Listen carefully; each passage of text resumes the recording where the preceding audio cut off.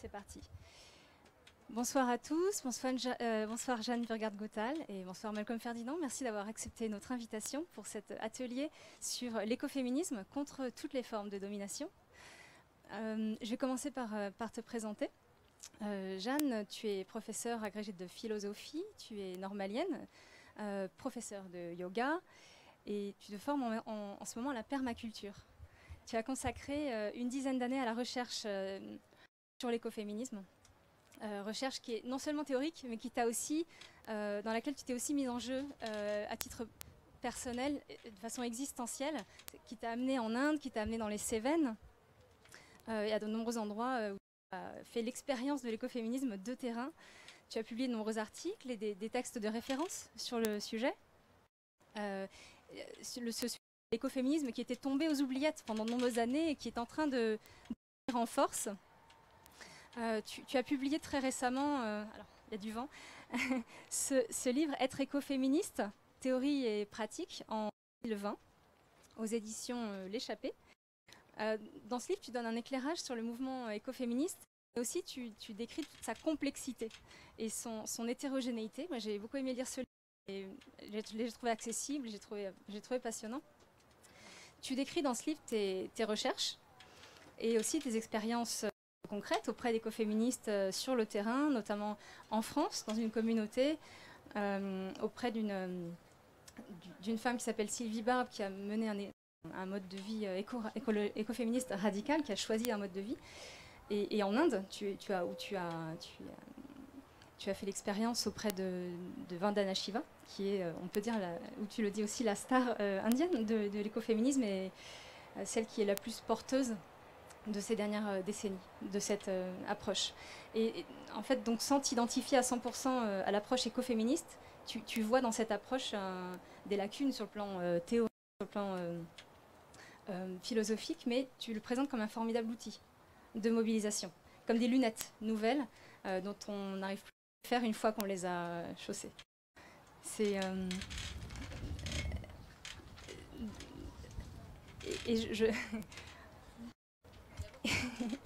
Et Malcolm Ferdinand, tu es ingénieur en environnement de l'University College London, docteur en philosophie politique de l'Université Paris Diderot et chercheur au CNRS.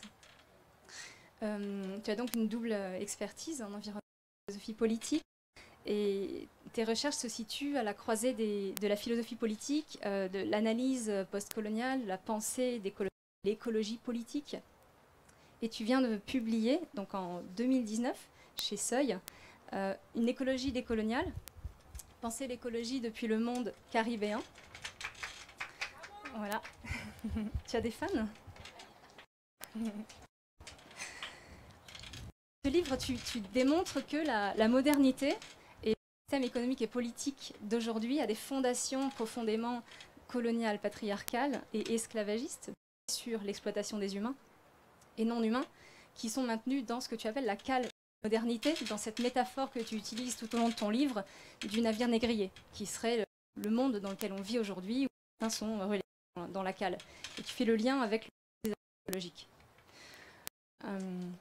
Et de ce point de vue-là, tu soulignes la double fracture, tu appelles ça une fracture qui apparaît d'un côté un certain environnementalisme occidental qui passe à côté des combats contre ces nations. D'un autre côté, une autre fracture dans les luttes contre les dominations économiques, patriarcales, post-coloniales, qui mettrait au second plan la question écologique, puisque tout est interconnecté, comme tu le dis dans le livre. Donc, moi, j'ai trouvé intéressant ce point commun de vos deux analyses qui nous invitent toutes les deux à prendre de la hauteur et à déconstruire nos modèles de pensée, en prenant conscience des interconnexions entre les enjeux sociétaux et écologiques. Et je commencerai une partie plutôt pédagogique pour expliquer à tous les gens qui ne connaissent pas l'écoféminisme, défricher un peu le sujet, qu'est-ce qu'on entend par écoféminisme. Et je vais te donner la parole à toi, premier, Malcolm, parce que ce n'est pas directement sur ce sujet que tu as écrit, et j'aimerais savoir ce que ça évoque pour toi, l'écoféminisme. Alors merci de l'inviter à participer à la table. très content d'être là. Évidemment, on va donner une l'écoféminisme plus que Jeanne le faire tout à l'heure. Mais l'écoféminisme et plus généralement la question féministe est au cœur de ma manière de comprendre à la fois les enjeux coloniaux et post-coloniaux, à la fois écologistes. Alors, je vais peut-être parler très personnel.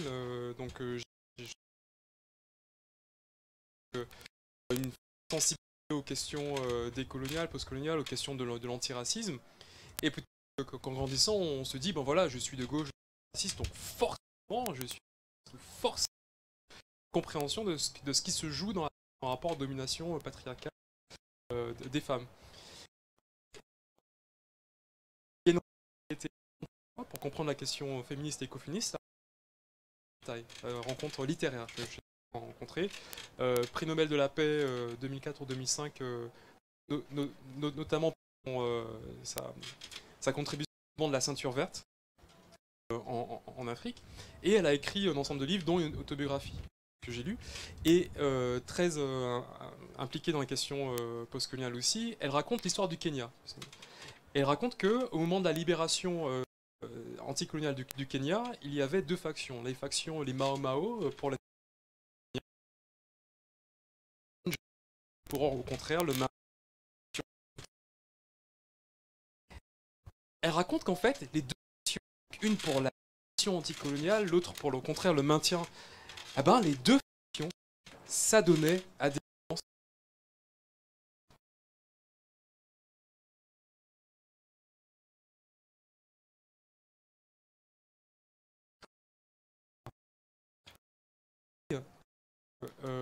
je me disais, et comme on raconte encore aujourd'hui, par rapport à l'histoire coloniale et esclavagiste de la France vécue en Martinique, le 1948, c'est l'abolition de l'esclavage. Liberté, libération, nous sommes tous libres. Et en même temps, en creusant, on se rend compte que non, c'est la libération officielle des esclaves, mais seul l'ancien esclave homme a le droit de vote. Et que pareil, on est une forme de domination, et on imagine que c'est la libération valable pour tous, mais en fait on oublie qu'il y a une partie qui reste encore mise de côté. Et donc ce sont ces moments qui m'ont ces alliances entre questions coloniales, questions écologistes et questions écoféministes. Le dernier exemple que je prendrais pour illustrer ma sensibilité à cette question, c'est celui de la question de la population. Où, dans les débats, dans les milieux écologistes, la population, en tout cas historiquement, l'augmentation de la population a été un thème très central, et on a eu des mouvements comme l'écologie profonde, mais on a eu plus récemment des présidents de la République française qui vont dire le problème de l'écologie, c'est que en gros, les femmes, et singulièrement les femmes noires ou les femmes racisées, ont trop d'enfants, donc en fait c'est la responsabilité, c'est la faute des femmes si en fait il y a le changement climatique, la faute de femmes pauvres dans des pays post-coloniaux, etc. Et on comprend un discours qui est finalement colonial, enfin voilà, pour ne pas citer Sarkozy, l'homme noir n'est pas rentré dans l'histoire, l'homme africain n'est pas rentré dans l'histoire, enfin, voilà, et profondément misogyne. Parce que, encore une fois, on fait porter une responsabilité exagérée en fait de cette question. Donc j'ai compris qu'on ne peut pas penser une libération face à ces formes de domination sans prendre en compte la spécificité de la domination des femmes. Enfin, c'est un peu ce que ça m'évoque, simplement. D'accord, merci beaucoup. Jeanne, est-ce que tu veux nous donner pour toi c'est quoi l'écoféminisme et réagir peut-être à ce qu'a dit Malcolm? Oui, alors c'est pas évident de donner une définition puisque c'est un mouvement qui se caractérise et qui s'est toujours caractérisé par sa diversité et qui a même revendiqué cette diversité. Avant d'essayer quand même de donner quelques points communs, je vais partir de ce que tu as dit, Malcolm. Ce que je trouve très intéressant, qui permet en fait de comprendre peut-être avant d'essayer de dire ce qu'est l'écoféminisme, en quoi il a une sorte d'utilité politique aujourd'hui. C'est que, comme tu l'as souligné, il n'y a pas de lien mécanique ou nécessaire ou automatique entre différentes formes de lutte. Et on peut tout à fait avoir une conscience environnementale sans être féministe ou sans avoir particulièrement de conscience des dominations coloniales et de la structuration néocoloniale de nos économies, etc. Et ce qui me paraît justement porteur et important dans l'écoféminisme, c'est d'être un peu un garde-fou contre une manière de faire de l'écologie qui serait aveugle aux formes de domination de race, ou de classe ou de sexe, et d'essayer toujours de penser les articulations entre différentes formes de domination, entre humains, entre différentes espèces, entre différentes parties du globe, différents pays, etc. Et inversement, si on le prend du côté féminisme, là aussi c'est un garde-fou contre un combat féministe qui serait aveugle au questionnement écologique et qui, par exemple, penserait, c'est ce qu'on appelle le féminisme libéral, qui pense le combat féministe comme étant essentiellement destiné à gagner l'égalité des droits, l'égalité salariale pour les femmes, sans remettre en question l'ensemble du fonctionnement systémique.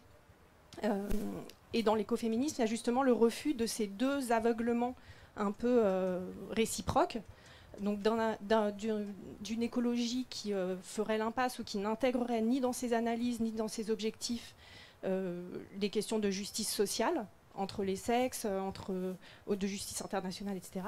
Et à la fois donc de se démarquer de formes de féminisme qui ne tiendraient pas compte de façon centrale de la question écologique et aussi des questions postcoloniales, etc. Donc ça me permet d'embrayer sur... c'est pas vraiment une définition, mais peut-être le plus petit dénominateur commun de toutes les approches écoféministes et qui permet de les distinguer d'approches juste écolo ou juste féministes, c'est que dans l'écoféminisme, il y a toujours l'idée d'articulation ou d'interconnexion entre les différentes formes de domination. C'est une idée qui n'est pas toujours facile à justifier pleinement sur le plan théorique, mais c'est un peu un pari à la fois politique et à la fois heuristique, en fait. Ça permet de comprendre aussi plein de liens qui sinon n'apparaîtraient pas entre voilà, différentes questions qui, si elles sont posées de façon séparée dans le débat public, empêchent un certain nombre d'alliances et empêchent un certain nombre de compréhensions aussi des mécanismes cachés du fonctionnement social. Et juste pour terminer, un point aussi peut-être important que j'ai pas développé, mais c'est que l'écoféminisme, c'est pas simplement un concept abstrait qui vient de sortir. C'est un mouvement qui a 45 années d'existence, qui a une histoire voilà, complexe, avec des périodes d'essor, des périodes de déclin, beaucoup de débats théoriques au sein du mouvement, beaucoup de luttes dans plein de parties du monde autour d'enjeux très variés, puisque le mouvement s'est saisi des enjeux du lieu et de l'époque à chaque fois. Donc la question du nucléaire civil et militaire, la question démographique, de la question de la déforestation, de la question des pollutions et de la justice environnementale. Donc il y a un côté très protéiforme, mais voilà, je tiens à rappeler que c'est un mouvement dont il est intéressant aussi de rappeler l'histoire et l'héritage qui est déjà riche de plusieurs décennies de lutte et de théorisation. Merci. Et maintenant, j'aimerais bien vous donner la parole chacune sur les liens, plus les liens que vous voyez entre ces rapports de domination que vous identifiez dans vos analyses et la destruction de la nature. Voilà, 5 minutes chacun. Et moi, ce que je comprends en tant que membre de la commission écoféministe de Génération Écologie, c'est que l'écoféminisme inclut dans son périmètre l'écologie décoloniale. Et je sais que ça va faire débat entre vous. N'hésitez pas à réagir. Peut-être d'abord Jeanne, et puis... Cette question des liens, c'est effectivement une question à la fois centrale et assez complexe, en fait, puisque, donc, comme je l'ai évoqué, le point commun de toutes les approches féministes et leur diversité, c'est de dire qu'il y a des liens indissociables entre la domination des femmes et la domination de la nature, pour le dire vite, ou en d'autres termes, entre le capitalisme écocide et le patriarcat. Et après, tout l'enjeu, une fois qu'on a dit, c'est d'essayer de comprendre quels sont ces liens, d'où ils viennent, historiquement, à partir de quand on peut dater leur naissance, comment elle se manifeste? Est-ce que c'est d'abord dans les rapports de production matérielle? Est-ce que c'est dans des stéréotypes de genre ou d'idéologie sur la nature, etc. Et donc là, bon, je ne peux pas trancher ces débats dans le corpus écoféministe. Il y a justement une infinité d'hypothèses pour essayer d'expliquer. Si on veut, et il y a aussi voilà, des sortes de tableaux qui expliquent qu'il y a 8 types de liens différents, etc. Donc bref, c'est une question très complexe et qui mérite d'être plus approfondie que je pourrais faire maintenant. Mais si on veut résumer vraiment à la louche, on peut dire que peut-être le point le plus facile à comprendre et à admettre, c'est le constat de liens factuels entre les dégradations environnementales et la dégradation de la condition féminine. Puisque ce que montrent les études qui s'intéressent à la crise environnementale avec un axe de justice, donc en essayant de mesurer l'impact et les responsabilités pour différentes catégories de population, c'est qu'on peut en faire une lecture en termes de sexe ou de genre et d'observer que les dégradations environnementales n'ont pas les mêmes effets sur les hommes et sur les femmes et que généralement l'impact à la fois de ce qu'on appelle des catastrophes naturelles ou bien de projets politiques qui vont implanter des décharges toxiques dans certains endroits ou déforester les alentours d'un village, etc. Du fait de l'inégalité économique entre les hommes et les femmes et aussi de la division sexuelle du travail, des rôles assignés aux hommes et aux femmes dans les différentes sociétés, en fait, l'impact de ces dégradations est plus important pour les femmes, touche plus violemment leur quotidien, leur sécurité, leur subsistance. Et donc ça, c'est un point qui amène les écoféministes à dire, enfin il y a un slogan qui est « Nature is a feminist issue », donc la nature est une question féministe, puisque précisément on observe que ces dégradations-là se surajoutent et aggravent les inégalités hommes-femmes. Donc ça c'est pour l'aspect factuel qui est voilà, assez... qui ne suppose pas d'admettre 15 000 hypothèses. Voilà. Et après... Ce qui a intéressé beaucoup d'écoféministes plus sociologues ou théologiennes ou philosophes, c'est d'essayer de creuser derrière les racines de ce phénomène en disant, en fait, ces chiffres-là, c'est juste le symptôme de quelque chose, on va essayer de comprendre quelles en sont les causes. Et là, il y a plein de modèles. Par exemple, les écoféministes qui viennent d'une approche, qui sont économistes ou qui viennent d'une approche de féminisme marxiste, vont s'intéresser à la structure de l'économie mondiale qu'elles appellent le capitalisme patriarcal, en montrant en quoi il repose sur l'exploitation conjointe des femmes et de la nature comme condition nécessaire et invisibilisée du fonctionnement de l'économie mondiale. Les écoféministes qui sont dans d'autres disciplines théoriques, par exemple des théologiennes, vont montrer qu'il y a dans les récits fondateurs des monothéismes une identification symbolique entre la femme, la nature vue aussi comme cause de péché, cause de mortalité, et que donc il y a toute une sorte de nœud plus ou moins inconscient qui se transmet dans l'imaginaire des sociétés de tradition monothéiste. Voilà, donc pour donner juste quelques exemples, mais c'est des liens du coup qu'elles ont essayé de décrypter à la fois au niveau des structures sociales, des structures économiques, de l'imaginaire véhiculé par les grands récits religieux, les grands récits historiques, les films, etc. Elles ont vraiment cherché, pour le dire en vocabulaire marxiste, en fait, elles ont essayé vraiment de décrypter ces liens à la fois dans les infrastructures, donc vraiment les rapports de production, les rapports de travail, les rapports économiques entre les sexes, et dans les superstructures, c'est-à-dire tous les récits toute la dimension culturelle de ce qui structure les sociétés humaines.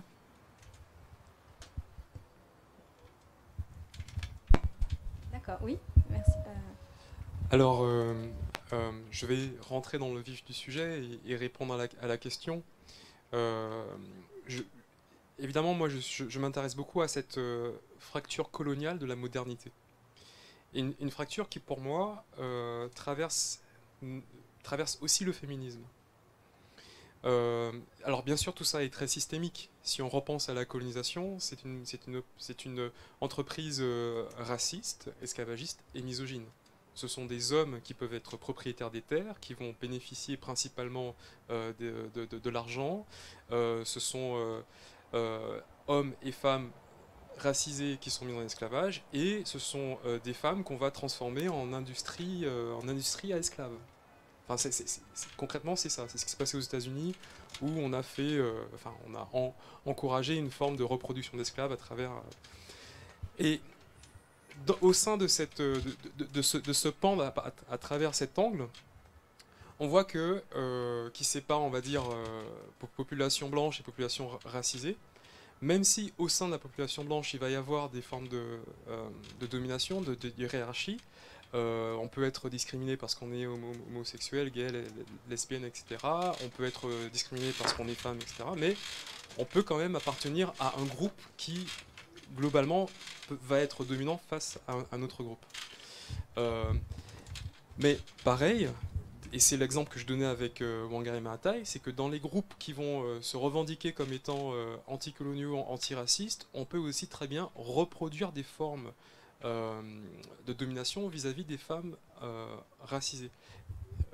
Enfin, il y a des exemples au sein des Black Panthers, etc. Enfin, voilà. Et du coup, la question est vraiment celle de l'articulation, où on comprend la position dans laquelle on est, enfin, au niveau des différentes intersections, que l'on soit femme blanche ou alors homme noir racisé, ben, comment on peut agir. Et c'est peut-être ce qui a manqué, en tout cas moi ce que je trouve par exemple dans certains milieux, dans certains mouvements et pensées postcoloniales, c'est finalement l'intégration de la question à la fois féministe et à la fois écologiste. Donc enfin voilà, je pourrais donner aussi quelques exemples de ces alliances, mais peut-être ça c'est la troisième partie. Bon bah par exemple, si on regarde comment s'est passée l'abolition de l'esclavage aux États-Unis. À cette époque, les femmes blanches, bien sûr, ne pouvaient pas voter. Ne pouvaient pas. Voilà. Il y a une femme, Harriet Beecher-Stowe, qui avait ses préjugés aussi, mais qui s'est dit mais comment, depuis ma position de subalterne au sein de ce groupe dominant, je peux pouvoir agir pour la libération des personnes qui n'ont même pas de voix, à qui on ne reconnaît pas la voix.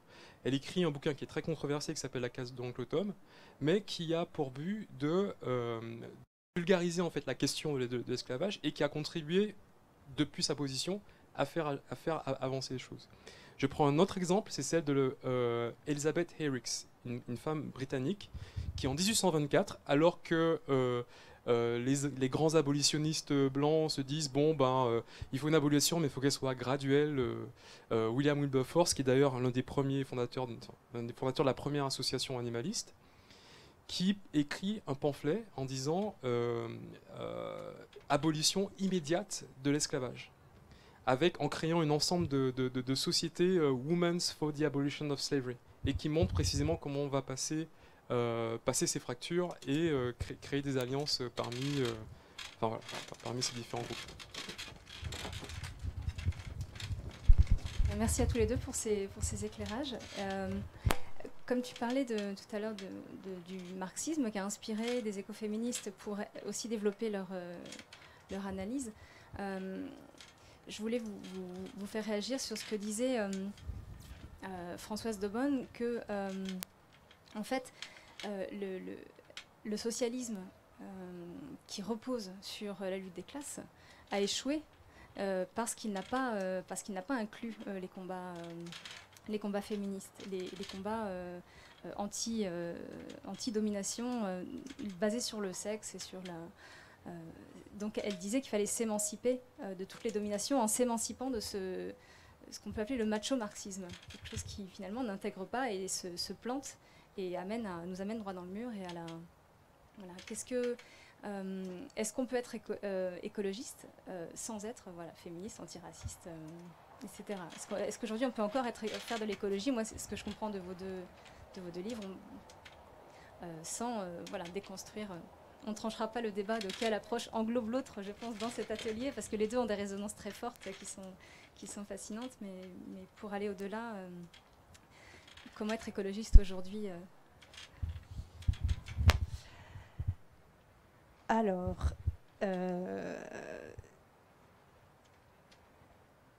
ça m'a déconcentrée. Oui, François Daubonne. Donc, Ah oui, voilà. Donc tu demandais, est-ce qu'on peut être écologiste sans être féministe et antiraciste aujourd'hui? Bah, évidemment que oui, et c'est bien un problème. C'est que, comme l'a dit Malcolm dès le début, en fait, c'est pas lié automatiquement. Et que à la fois dans les groupes féministes, dans les bouquins féministes, dans les groupes écologistes, dans les bouquins écologistes, dans différentes idéologies, on peut tout à fait défendre une écologie complètement indifférente, voire hostile à la remise en question postcoloniale ou décoloniale. On peut défendre des formes d'écologie qui sont super tradies sur les questions de rôle naturel des hommes et des femmes. Et on peut défendre des formes de féminisme qui vont juste vouloir qu'il y ait plus de femmes qui puissent devenir PDG de boîtes du CAC 40. Donc oui, on peut très bien l'être. Mais justement, un des intérêts, il me semble, de la découverte aujourd'hui du mouvement écoféministe et puis aussi de la prise d'ampleur des articulations entre l'écologie et la pensée décoloniale, c'est de souligner que si le lien n'est pas automatique, c'est justement qu'il faut y être très attentif et que penser ces articulations, c'est pas quelque chose qui se fait tout seul. Et souvent pour l'écoféministe, par exemple, même en travaillant depuis longtemps dessus, il y a des fois on se dit mais en fait c'est quoi déjà le rapport Donc il y a toujours en fait à retravailler ces articulations si on tient à avoir un projet politique qui soit fondé sur ces articulations.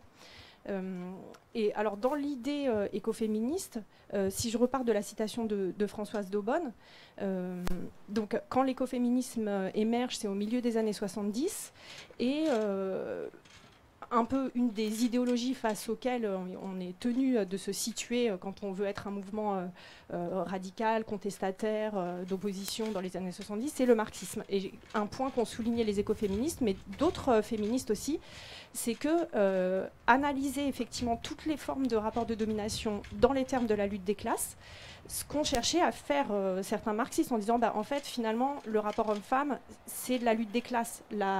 Les femmes, on peut les considérer comme une classe dominée et exploitée et transposer les mêmes concepts de la lutte des classes aux inégalités hommes-femmes.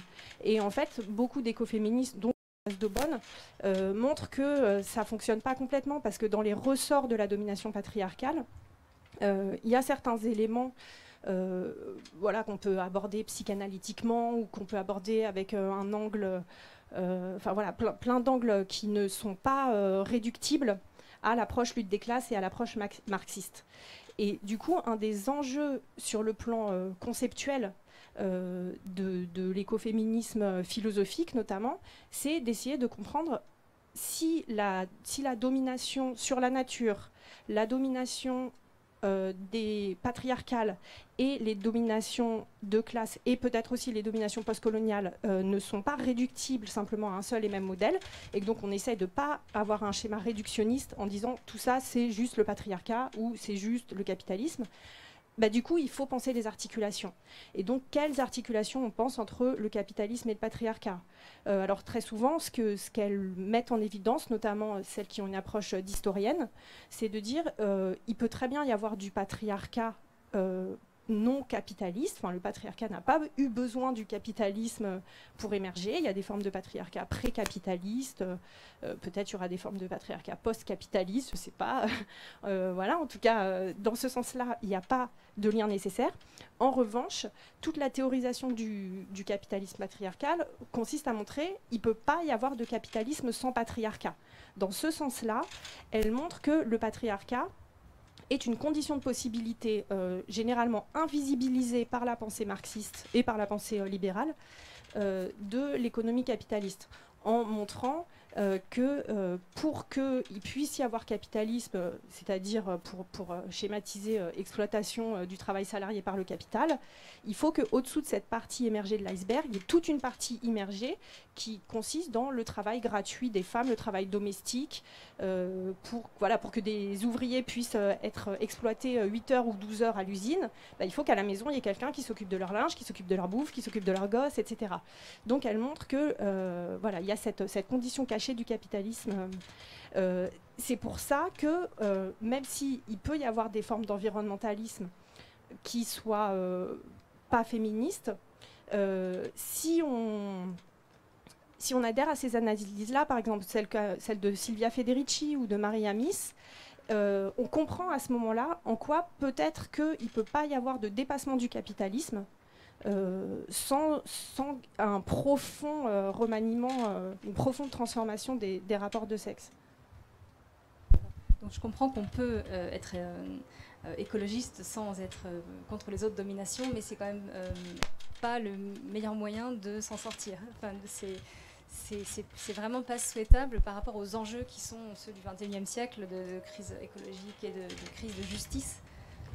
Si on veut faire une écologie qui soit réellement de gauche, effectivement. Si on assume qu'on fait une écologie de droite, par exemple... Est-ce qu'on peut encore parler de clivage gauche-droite ouais. quand on a aussi toute une partie de la gauche qui reste productiviste? Est-ce qu'on peut encore avoir un projet politique, qu'on soit de gauche ou de droite, basé sur le productivisme, le croissancisme, le consumérisme, etc. et le modèle économique actuel?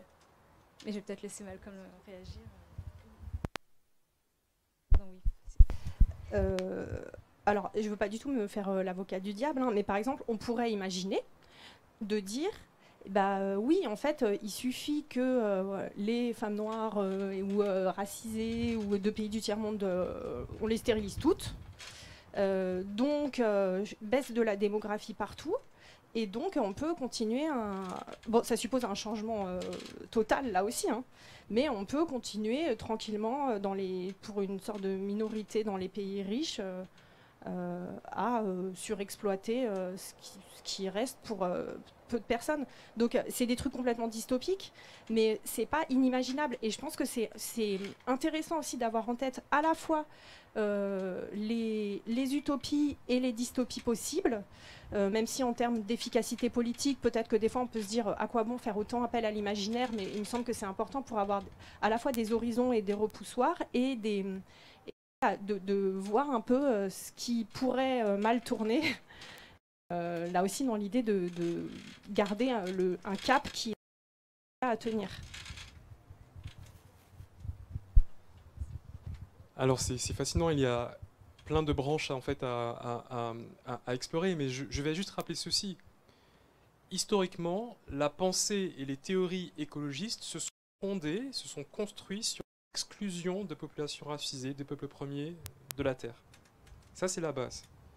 On a commencé à créer des parcs nationaux en éliminant les peuples autochtones, basés sur les génocides non reconnus, encore aujourd'hui non reconnus des peuples autochtones. On a construit des partis politiques écologistes qui se sont très peu intéressés finalement à la question coloniale. On arrive aujourd'hui avec une situation où on a des arènes de pensée de l'écologie de la Terre et du monde, où on constate une moindre diversité de ces personnes. Ça veut dire qu'on a créé des conditions où on s'habitue à penser le monde et la Terre sans ceux qui peuplent le monde et la Terre, sans celles et ceux qui peuplent le monde et la Terre. Et il y a tout un appareil idéologique, un appareil conceptuel aussi, qui permet cette exclusion. Et dans certains aspects, par certains auteurs, à la fois certains auteurs de théorie écologiste, mais aussi certains auteurs marxistes, en fait, perpétuent cette invisibilisation. Tout le monde aujourd'hui parle du marxisme, bien peu aborde les questions posées spécifiquement par le marxisme noir, porté par Jacques Roumain, le fondateur du Parti communiste haïtien, fondé par Cedric Robinson, l'auteur du Black Marxism, et qu'aujourd'hui, on va encore essayer d'interpréter le Black Lives Matter Movement avec le marxisme. Bon, et c'est pareil, il y en a qui reproduisent ces mêmes formes avec le Capitalocène qui expliquerait tout, et en fait on n'a pas besoin de comprendre ce qui est passé. Or, on a mis de côté tout cet héritage d'expérience et de conceptualisation. Et peut-être de même façon, on a mis aussi de côté cet héritage d'expérience proprement féminine, proprement femme. Ce qui fait qu'on a des personnes qui vont continuer à s'exprimer sur l'écologie sans avoir besoin d'en rentrer en dialogue avec celles et ceux qui ont conceptualisé leur propre expérience. Rappelons ceci, la colonisation s'est fondée sur la subjugation de peuples, l'accaparement de terres, c'est sur le contrôle explicite du corps des femmes, le contrôle explicite de l'utérus des femmes. Et quand tu dis, il suffirait, on peut faire l'avocat du diable, il suffirait de stériliser les femmes noires et stérilisées, le diable a existé alors, parce que ça s'est passé. c'est ce qui s'est passé dans certains territoires ultramarins, c'est ce qui s'est passé en Australie, quand on regarde, enfin, voilà, en Inde aussi. Donc, je comprends la phrase de Beaune en disant que il y a un danger à vouloir trouver la théorie, le concept qui permettra d'interpréter toutes les formes de domination d'hier et à venir, et que, en fait, si on n'utilise pas ce concept, alors on n'est pas universaliste, alors on est sécessionniste, etc. Bon. Moi, je pense que, et là je rejoins Jeanne, enfin, les écologies qui se maintiennent dans cette pensée-là, pour moi, ne sont pas vraiment des écologies. Ou alors ce sont des écologies qui portent une vision du monde où je personne quelqu'un qui n'a pas sa place. Et le problème, encore une fois, ce n'est pas que... et ce n'est pas une question de tokenisme, ce n'est pas une question de diversité. Il ne suffirait pas que dans cette arène ici, il y ait 2 ou 3 personnes racisées de plus. On ne veut pas faire du colorisme. La question, c'est comment, dans les conditions même de penser l'écologie, on est dans la rencontre, on est dans le dialogue et dans la discussion pour porter une autre vision du monde. Et on a vu, historiquement, qu'il y a une écologie qui perdure encore, qui se dit, bon, c'est pas grave, on va demander aux populations du Sud, au peuple du Sud, de faire moins d'enfants, on va demander, on va avoir quelques taxes ici et là, et en fait, mais on va rien changer de notre façon de faire, on va rien changer de notre façon de consommer une partie, notre façon de consommer, de ou alors on va ériger des murs. Enfin, ça reste encore... on va créer des bunkers en Nouvelle-Zélande. Et donc, enfin, je pense qu'il faut... L'écologie, en tout cas que je défends, et avec Jeanne aussi, c'est une écologie qui est consciente de ces liens et qui a compris qu'en fait, on peut très bien imaginer une Terre où il n'y a pas de réchauffement climatique, mais absolument invivable. Et la question, c'est pas simplement comment on va limiter le réchauffement climatique, comment on va diminuer la perte de biodiversité et les pollutions. La question, c'est quel monde voulons-nous? Quel monde sommes-nous à mettre en place? Comment on va... Avec qui? Enfin, veut-on vivre avec l'autre? Maintenant, merci, Jeanne, est-ce que tu veux dire quelque chose avant qu'on donne le micro au public pour ceux qui ont des questions, ceux et celles qui ont des questions éventuellement? Est-ce qu'il y a des questions? Ah oui?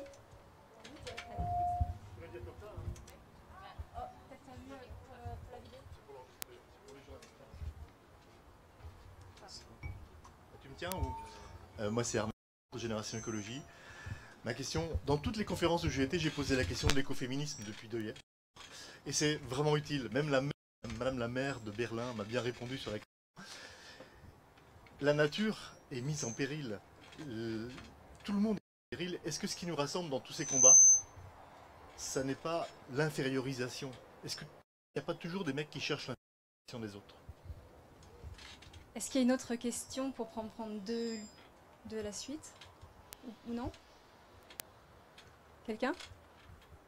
Ah, 2 messieurs en fait. C'est pas exprès. Merci.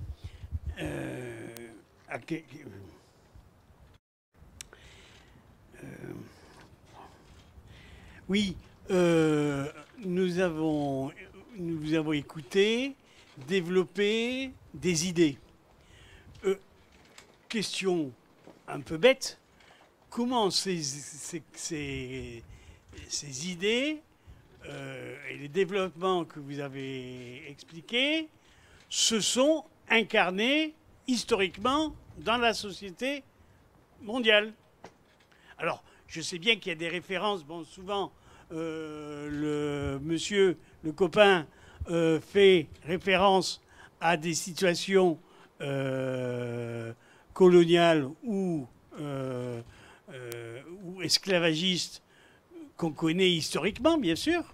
Mais est-ce qu'on pourrait avoir une explicitation de certaines situations qui donnent un corps concret à vos idées? Merci à vous. Je vous laisse choisir qui veut commencer à répondre à la question que vous voulez.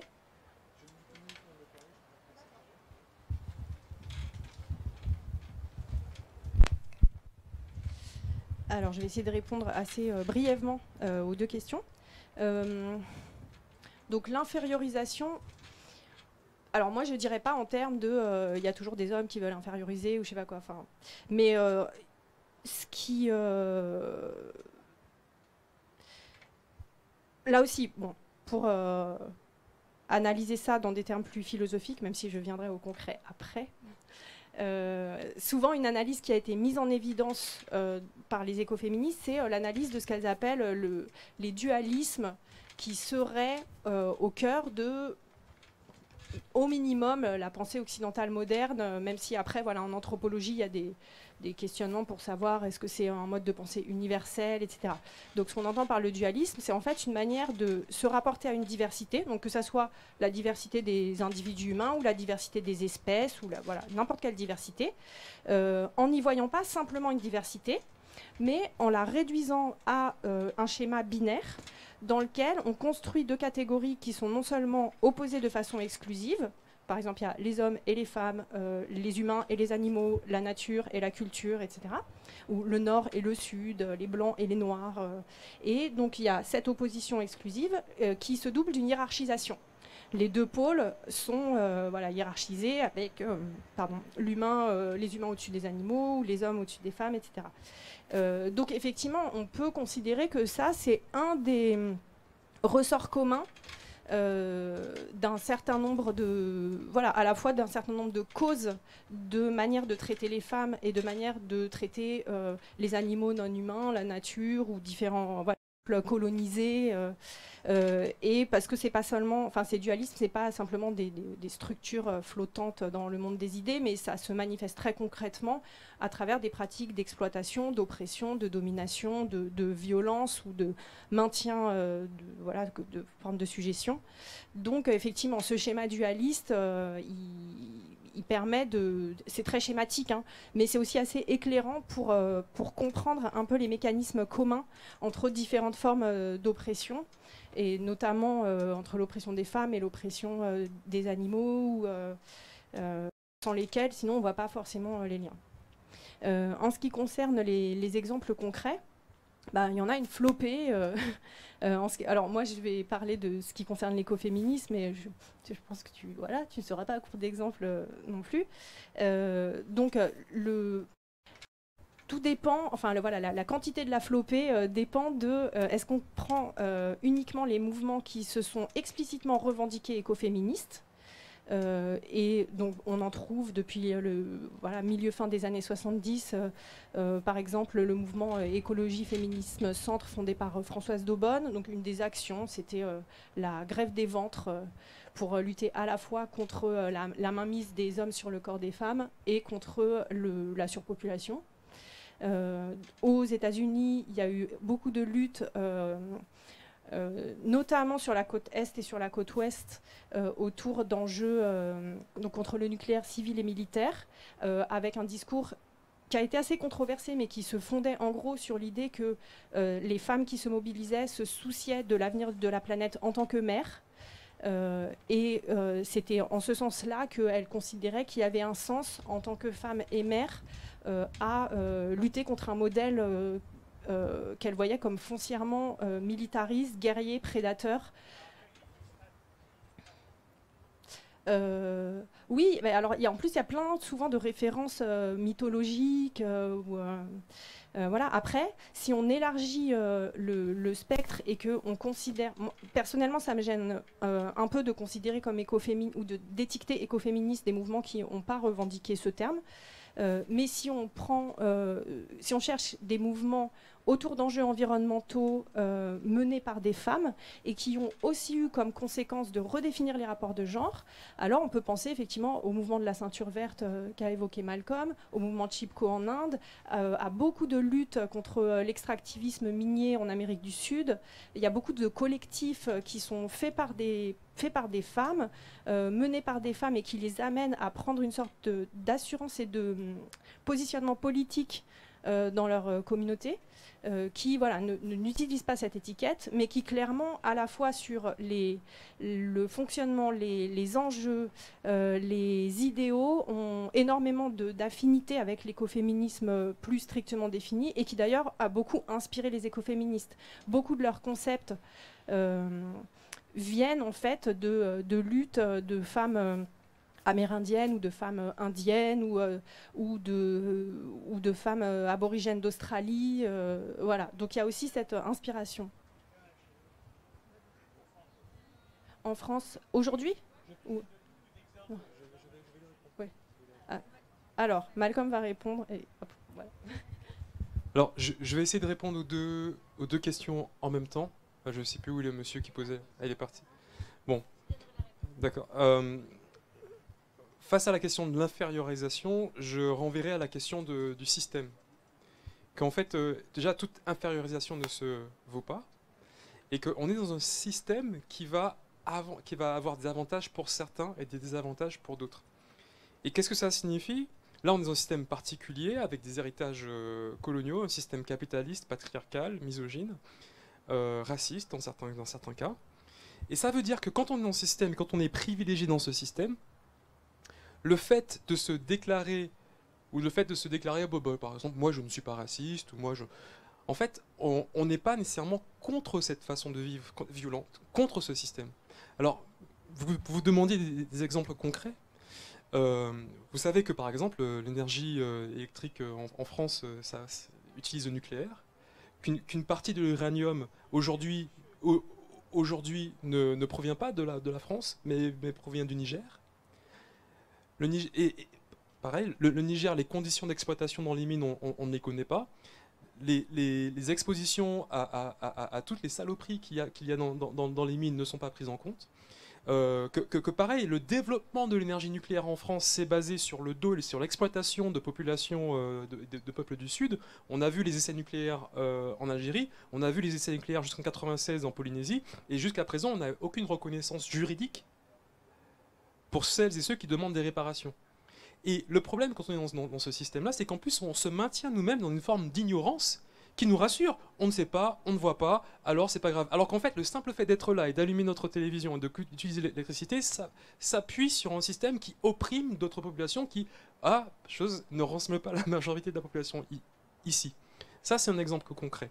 Un deuxième exemple, je suppose que peut-être, comme beaucoup d'ici, vous avez mangé des milkshakes à la banane, vous consommez de temps en temps de la banane. Vous savez que la banane importée en France hexagonale vient en partie, mais pas que, en partie des Antilles, Martinique, Guadeloupe, que cette banane, pendant 20 ans, a été produite à partir d'un pesticide cancérigène qui attaque. On retrouve aujourd'hui ce pesticide dans les cordons ombilicaux. Et ça veut dire que personne qui a consommé une banane ici se dit moi je veux empoisonner, je veux donner le cancer aux Antillais, etc., etc. Pourtant, en ne se posant pas explicitement contre ce système, en fait on a cautionné, bon gré mal gré, ce système. Et pareil, notre ignorance active, parce que c'est une ignorance active, c'est notre refus d'organiser ça, fait que finalement cela continue. Un troisième exemple, le cas des contrôles aux faciès ou le cas du racisme systémique en France.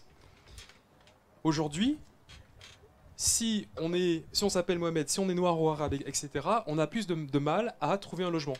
On a plus de mal à trouver une place sur Terre. Si on est noir ou arabe, on a 20 fois plus de chances de se faire contrôler. Mais ça veut dire aussi que quand on n'est pas noir et arabe, on a plus de chances de trouver... On a plus de chances de trouver un logement, on a plus de chances de trouver un travail, et on a moins de chances de se faire contrôler.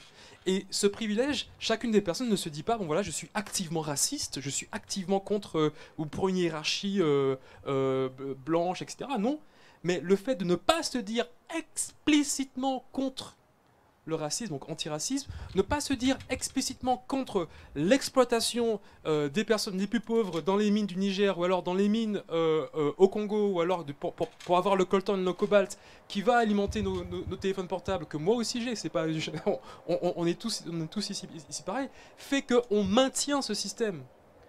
Et on a une responsabilité qui est encore plus grande parce que ici, on peut agir avec des conséquences politiques qui sont moindres que quand on agit au Congo et qu'on demande de l'eau et en fait on y répond avec des balles. Merci, merci beaucoup, c'était bien dit. Il nous reste 1 minute, en fait, juste pour conclure, en fait, donc on est un petit peu en retard on doit rendre le studio dans 1 minute. Je me permets de conclure en disant que ma compréhension, c'est que vos approches, elles nous amènent à vraiment remettre en question tous nos modèles de pensée politique et sociétale, construite au fil des siècles, ce qu'on a vraiment très ancré en nous. Elle nous amène à vraiment déconstruire, et pour ça, l'écoféminisme, comme tu l'écrivais, c'est une arme de déconstruction massive, à défaut d'être parfaite sur le plan théorique, contre le capitalisme, contre toutes les formes interconnectées d'oppression, d'exploitation des êtres vivants, humains et non humains, et qu'en gros, tout projet politique qui se veut écologique aujourd'hui devrait prendre ses responsabilités et s'engager contre toutes ces formes-là de domination, d'oppression qui n'ont vraiment plus lieu d'être, qui nous amènent dans le mur, qui sont mortifères. Voilà, je ne sais pas si... Et je voulais, puisque là on est très en retard, je voulais simplement vous remercier tous les deux d'avoir accepté l'invitation, d'avoir présenté vos approches vraiment très pertinentes, et remercier le public d'être venu, la commission écoféministe de Génération Écologie, en particulier Sophie, qui a beaucoup œuvré, Sophie Aristoui, qui a beaucoup œuvré pour que cet atelier ait lieu, qui m'a énormément soutenue, donc merci beaucoup. Merci à Delphine Bateau, merci à la commission féminisme de ELV aussi qui s'est impliquée, et puis aux organisateurs de l'événement, évidemment. Merci à tous et bonne fin de journée.